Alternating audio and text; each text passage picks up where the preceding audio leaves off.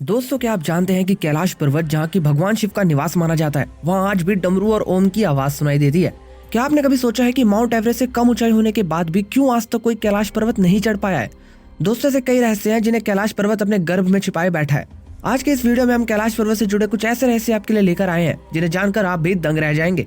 दोस्तों, वीडियो में आगे बढ़ने से पहले अगर आप भी मेरी तरह एक शिव भक्त हैं तो चैनल को सब्सक्राइब करके इस वीडियो को लाइक कर दो और कमेंट में हर हर महादेव लिख दो। तो चलिए फिर शुरू करते हैं। माना जाता है कि जो कैलाश आकर शिव के दर्शन करता है उसके लिए मोक्ष का रास्ता खुल जाता है। अजय कैलाश पर्वत।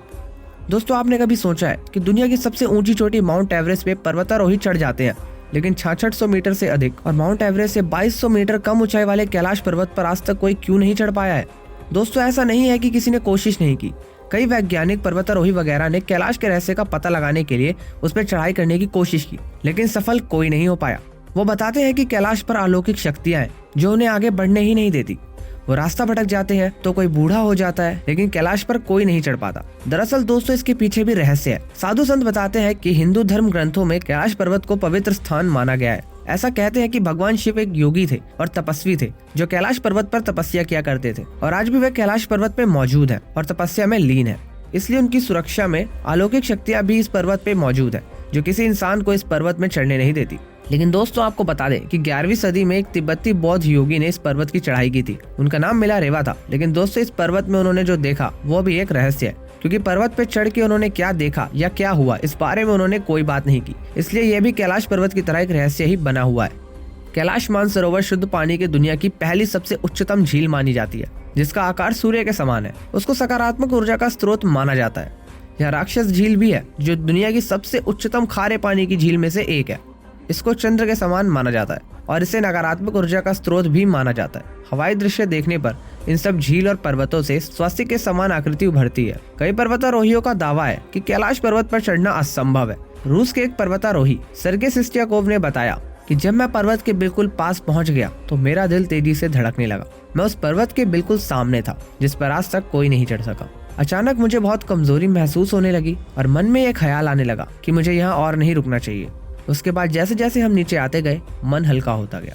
बता दें, कैलाश पर्वत पर चढ़ने की आखिरी कोशिश लगभग 22 साल पहले साल 2001 में की गई थी, जब चीन ने स्पेन की एक टीम को कैलाश पर्वत पर चढ़ने की अनुमति दी थी। लेकिन दुनिया भर के लोगों का ये मानना है कि कैलाश पर्वत एक पवित्र स्थान है, इसलिए इस पर किसी को भी चढ़ाई नहीं करने देना चाहिए, जिसके बाद से कैलाश पर्वत की चढ़ाई पर पूरी तरह से रोक लगा दी गई। इसके अलावा एक दूसरी स्टडी के मुताबिक कैलाश पर्वत ही वह एक्सिस मुंडी है जिसे कॉस्मिक एक्सिस, वर्ल्ड एक्सिस या वर्ल्ड पिलर कहा जाता है। बता दें, एक्सिस मुंडी लैटिन का शब्द है जिसका मतलब ब्रह्मांड का केंद्र होता है। इसके अलावा अलग अलग धर्म में अलग अलग जगहों को धरती का केंद्र भी माना जाता है।